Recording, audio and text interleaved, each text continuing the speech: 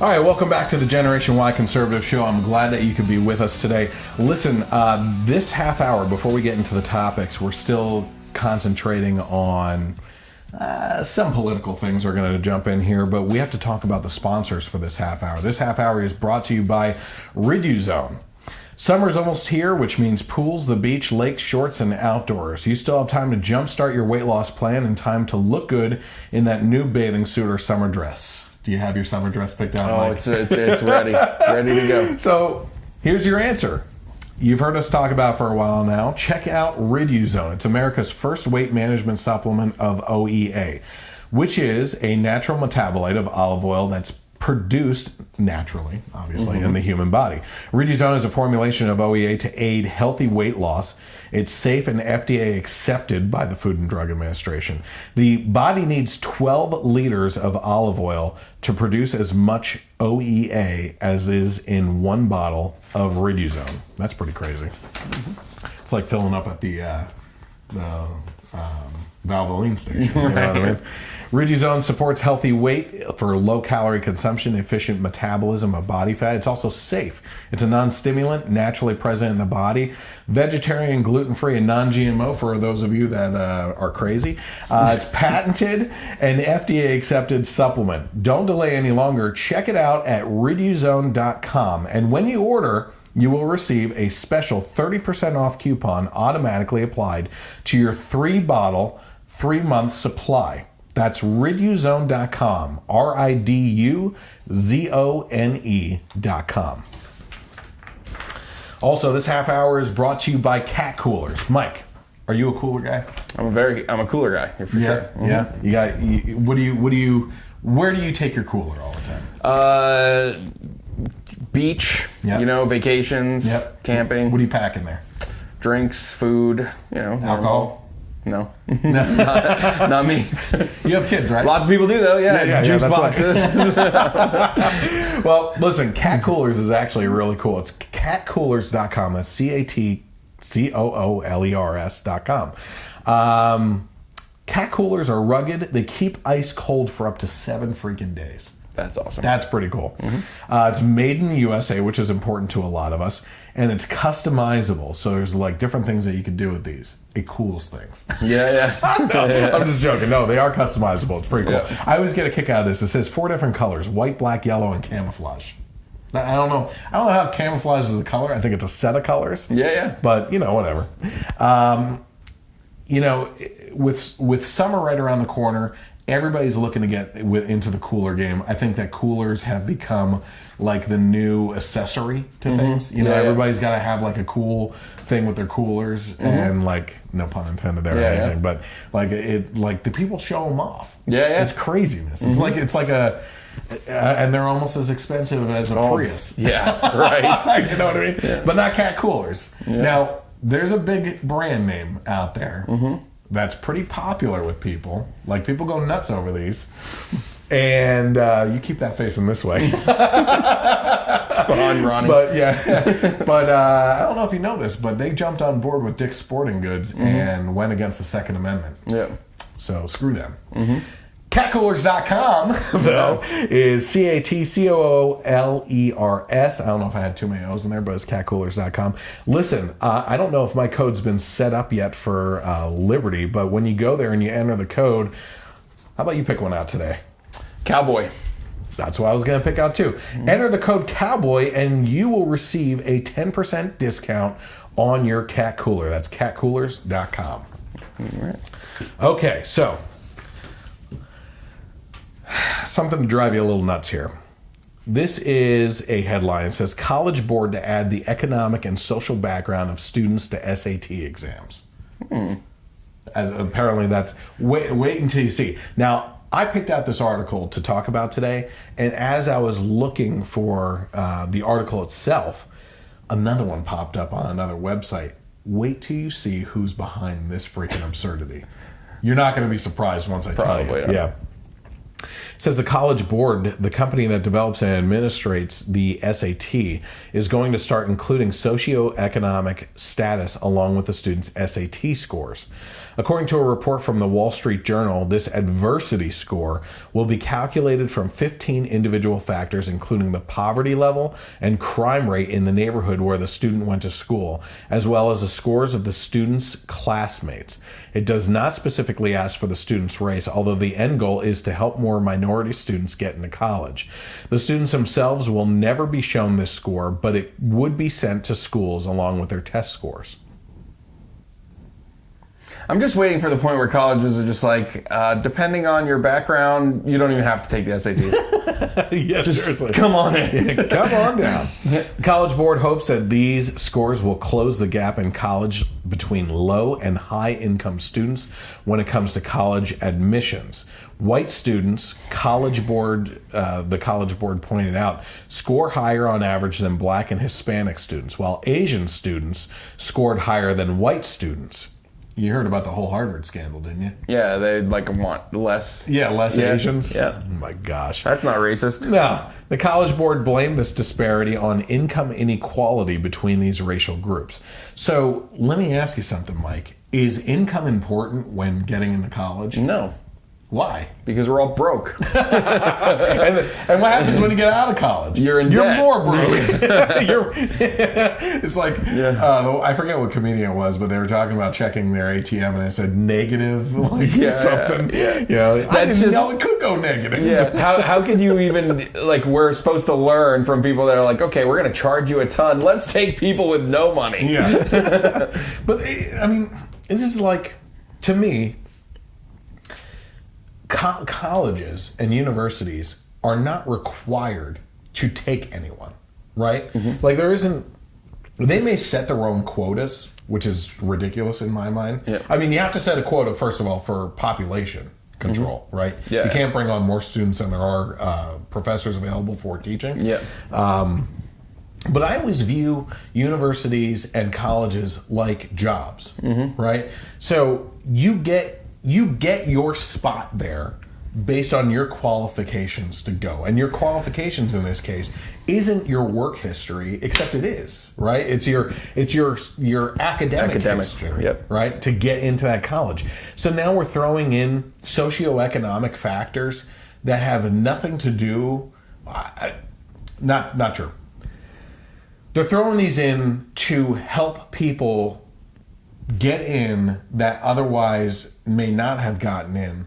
But when we're talking about the quotas for population control, if some people are getting in that would otherwise have not gotten in, it's meaning that some people that should have gotten in are probably going to be replaced by those people as well. Yeah, that's the problem. That's the problem. Mm-hmm. Now, if you believe that you have to accept a certain amount of these students based on socioeconomic factors and you hire additional staff to expand to cover those individuals, mm-hmm.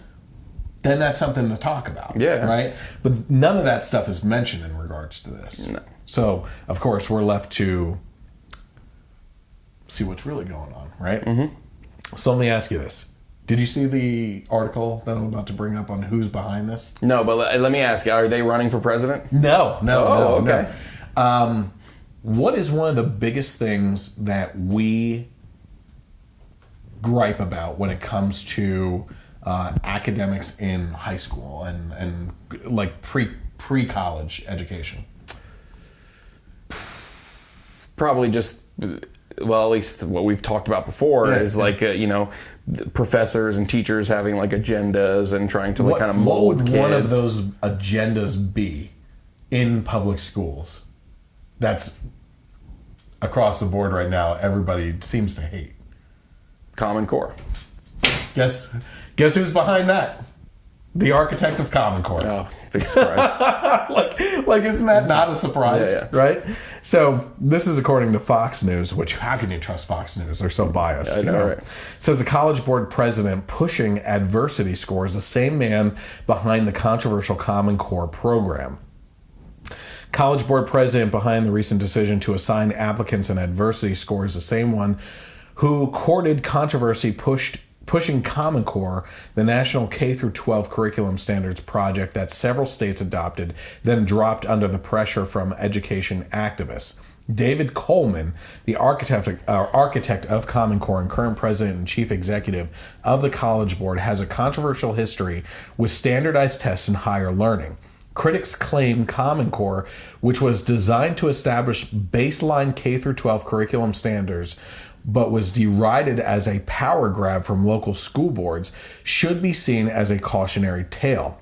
They also suspect Coleman's latest effort in his current job heading the company behind the SAT test is an effort to stay relevant amid questions about the fairness of standardized testing.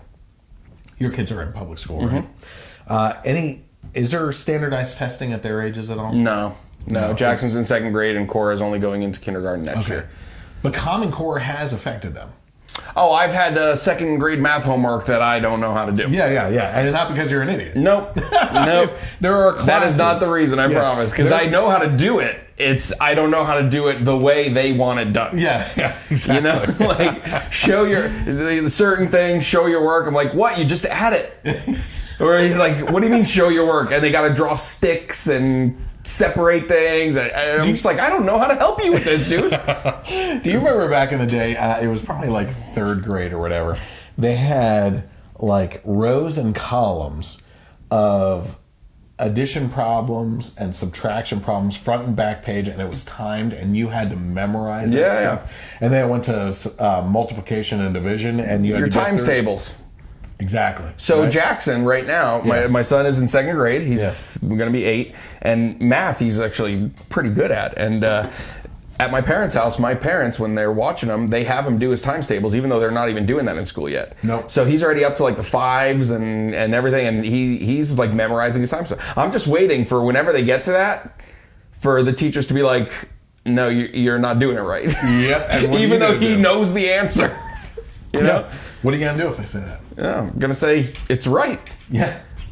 Well, like, it got to the point where when Alex was in grade school, when she was going to public school and everything, you know, she was coming home asking us for help. I would help her using the method that we learned, and she would start crying and saying that the teacher wouldn't allow her to do that. I went into the school for parent-teacher night, and after teaching her my method, saying that you're going to learn the right way to do it and it's going to make more sense, and her being grades ahead of her peers in her classroom, the teacher was like, what are you guys doing at home that she's getting this so well? I was like, the way that we learned. You know what I mean? Like, it's what you're teaching here is BS, you know? And she's like, she literally looked at us and said, I agree with you guys, but I am mandated by the federal government to teach this stuff. And there's nothing I can do about it. It's sad. It's tough for the teachers too. Yeah. You know? And not everyone can do what we did, which is pull the kids out of school. Yep. I wish that was the case for people, because public education is damning our kids. It's damning our kids, you know? And I hate saying that to you, but it's terrible what I'm seeing out there, you know? And the stuff that they are indoctrinated with, what they have to deal with, we put our kids in danger every single day in these gun-free zones, supposedly, and everything. How do you feel about... So you have a kid in public school. Yeah. How do you feel about teachers being allowed to volunteer to willingly carry a gun? I'm fine with that. Are you sure your kids won't No. get shot by a teacher? I'm fine with that. No, you're not fine with them getting shot by a teacher. No, I'm not. I'm fine with the teachers if they pass like anything that any law-abiding citizen would have to pass. I would even be fine with there being like extra things for teachers that they would have to do. That's actually what's talked about in Florida. And I'd be fine with that. That's crazy. You're a crazy person. I am a nut. I know. God forbid if someone went into the kid's school and started shooting, that I wouldn't want someone else to be able to shoot back before my son got killed. But you're not an advocate of the buckets of rocks? Buckets of rocks. Oh, my God. Oh, man. That was the thing. You remember that? Yep. Craziness. All right. How about this one? It says 8 Republicans joined House Democrats to pass Equality Act to add more protections for sexual orientation and gender identity. And now the bill is headed to the Republican-controlled Senate. I thought that this was an interesting topic. Okay, so let's read through it and see what it says here. It says the House of Representatives has passed the Equality Act by a vote of 236 to 173, with 8 Republicans crossing the aisle to vote in favor of the bill. The bill would include both sexual orientation and gender identity under the protections offered by both the Fair Housing Act and the Civil Rights Act of 1964. It is already illegal for employers to discriminate against people based on either of these criteria. But the bill's author said that these existing protections did not go far enough. So it says conservative groups, including the Heritage Foundation, have expressed concern that the Equality Act could force religious doctors and hospitals to perform sex change surgery, and that it would preempt the rights of parents in cases where their minor children identify as transgender. Excuse me. Yeah, okay. So what are your thoughts on this? Because I'm interested in your thoughts. I certainly have my own. I'm seeing... This is one of those articles where I see both sides of the equation. That's what I'm thinking. I'm trying to look at it from a perspective of, is it really about equality? Right. Hiring practices, things like that. I'm all for, people not being discriminated against just because of what they choose to do, and, still a free country. But I also see the perspective of, are you going to be forcing... It kind of goes back to the same the story of the baker, you're forcing someone to do something that they fundamentally disagree with. Are they, so it's kind of a... It takes a really crappy person, in my mind, to not hire someone who's qualified for a job based on any of these characteristics. That is something that we as conservatives argue about. It should be based on their merit. If if the person is the most qualified person, it shouldn't matter what color they are, who they like to sleep with, what gender they think they are, or whatever. That shouldn't matter. And they shouldn't be hired based on those things either. It should just be if you're the most qualified. That's where I get wrapped up in this stuff, right? Because as ultra conservatives, I guess you could say in this case, right? In this case, like, you and I would look at merit. I would rather take names off of resumes and look at the criteria of the person that's coming on and narrow it down to like the top 5 people and based on their merit, and then call them in for an interview after, and have the secretary like throw the names back on so that they can call them in. I don't even need to see the names. Like, the secretary can call them in, right? Yep. Come in for an interview. Some resumes even have pictures on them. Yeah. Get rid of that. Forget that. Yeah, that's horrible. Just make a hiring like The Voice. Yeah. Your back turned. But I mean, there is a socio-dynamic in regards to how people. Because listen, I have met extremely, extremely intelligent people that are antisocial, right? And if you have a work environment where you have to feed off each other as a group and work together, that person's not going to make it. Yeah. You know what I mean? And you have to have all factors. You have to be, what's the word I'm looking for? Able to do that kind of stuff. Yeah. Like multitask type things. So that's where I'm falling into this conundrum on my thought process with this, because I think it's based on merit. And if you happen to be gay or transgender, personally, I would hire you if you're going to do best for the company, Yep. If I'm okay, I'm in a sales job, you're in a sales job. Sure. If a transgender comes to me with exceptional sales numbers because of how their technique and personality and stuff, versus someone who I may agree with on all other points, right? Yep. And they have horrible sales numbers to show, I'm hiring the transgender person. Yeah. You know what I mean? Like, it doesn't matter. It is all about the money in the company's standard. And that's the other thing that liberals hate to see. So my conundrum here, and I've been kind of avoiding saying this, is the fact that I don't necessarily think we need legislation to enforce this. Yeah. But I also see the other half of the argument, which is there's crappy people out there. Yeah. We certainly have our ultra political view on the spectrum and everything, but we're also not a-holes. Yeah, you know, we care about people. Yeah. We care about, well, not only care about the people, we care about how that affects your job. Yeah, we care about the bottom line. Yeah, yeah. I'm not going to, it's like you said, I'm not going to hire based on these qualifications either, you know? So is there a point to having them, these policies, though, to protect that?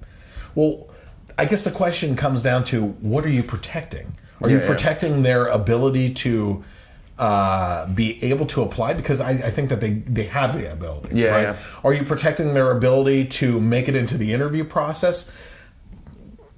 How are they not? I would like to know the dynamics of how they're not making it into an interview process. Yeah. Are you protecting their ability to be hired?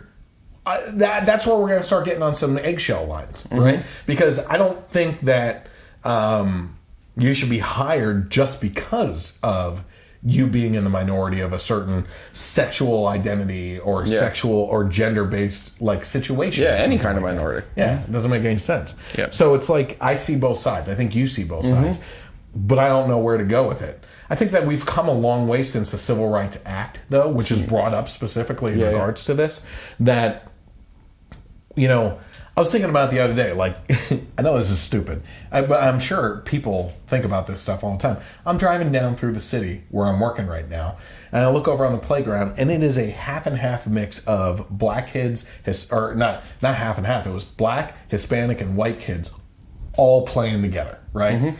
And I was thinking to myself, isn't that awesome? Like that our grandparents' generation would have nothing to do with that back in the day, right? But that we've come, I think that's just astronomical means of space and time to travel in that amount of time between generations to come that far where you're able to see that now. Are there improvements that need to be made in our society? Yeah, there's some a-holes still out there. That and that falls on all different races too. You know what I mean? It's I mean, I see it at the kids' schools and everything. Children do not care. No. There is no like racism. It doesn't exist in their mind. And it's sad that growing up through the media, through, you know, I'm sure like extremes on both sides, crazy racist white supremacists, but also the majority of like leftist politicians, and just by talking about it, we have to do this, we have to do that, then the racism just concept is introduced to kids when it doesn't even need to be. I think some of it is introduced at home, but I don't think as much as people want to think. I mean, if it's one of those things where if we stopped talking about it, and if taught history, was it Denzel Washington? Morgan Freeman did. He did. Stop talking. Just stop talking about it. It's not a thing. You know, I mean, you have your history, you have things, and kids will grow up just it not being a thing. And I think with every generation, it's very clear that this dies out with every generation, less and less. But with millennials and colleges the way they are, it's also kind of like, it's like the flame. It's like the fire is dying. And then some college campus just comes and dumps gasoline on it. Nope, we can't forget about this. Reparations. What? But it would just go away. Like when you see kids playing, it would go away. Well, to kind of go along the lines of that, this is also an article on The Blaze that says lifelong Democrat and proud feminist joins conservatives to oppose House Dems transgender bill. Says at a Thursday Capitol Hill news conference put together by Representative Vicky Hartzler, a Republican of Missouri, Women's Liberation Front board member Kara Dansky introduced herself as a lifelong Democrat and a proud feminist, and said the socially conservative politicians alongside her at the event probably, quote, profoundly disagree with her on several issues. But she also said, but we are here together to take a strong stand for the rights, privacy, and safety of women and girls, all of which are threatened by the so-called Equality Act. So H.R. 5, the so-called Equality Act, is expected to go to the floor vote in the House of Representatives this week. Deep breath, sorry. Basically, it would add sexual orientation and gender identity as protected classes to federal civil rights law. Dansky went on to list multiple reasons why the legislation would be bad news for women if it were enacted, because it would reconfigure sex based on the ill-defined and nebulous idea of gender identity. I like that word, by the way. Nebulous. She explained that there is no way both do that and also protect there's no way, I think, to both do that and also protect women's rights, and provide 3 reasons why. I'm going to try to make it through here as much as possible. Ooh, I got to read this fast. Okay. 1, the word woman means adult human female. Women have been fighting for our rights as women for thousands of years. As the men who excluded us from the franchise at the dawning of the Republic knew, the word sex has meaning. 2, women and girls fought hard for sex-segregated spaces, and were not giving them up. Not so long ago, there were no such things as women's bathrooms, locker rooms, or changing rooms. As long as the epidemic of male violence against women occurs, women have the right to demand separate spaces from males, regardless of how they identify. Amen. 3, the notion of defining sex to include gender identity has material consequences for women and girls.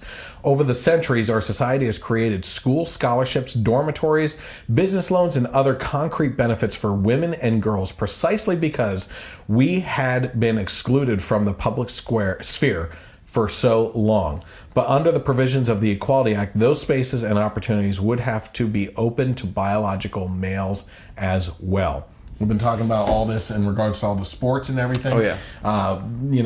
Transgender women just not even breaking world records. Shattering, demolishing. Like, there's no way, barring a woman taking crazy drugs and hormones, that they can ever touch these records. I don't even think they could even on that. You know what I mean? It's amazing. And yeah, again, it's a personal thing that I went through with battling the public schools, and one of the things that added up to us pulling our girls out of the public schools was the transgender policy for the bathrooms. It's not the transgender people that I'm concerned about.